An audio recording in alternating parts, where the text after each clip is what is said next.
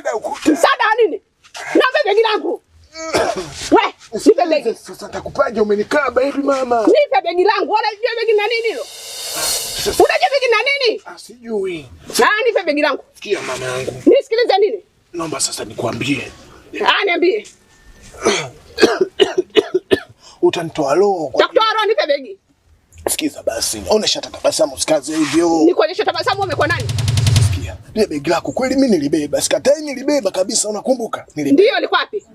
Lakini bahati mbaya nimeuza. Niko sahihi. Unauzaje begi langu wewe? Unauzaje begi langu? Mbona hata mwenye nyumba anajua? Mwenye nyumba anajua nini? Kama nimeuza 25, yeye nimempa 5, mimi 20. Begi langu umeuza 25?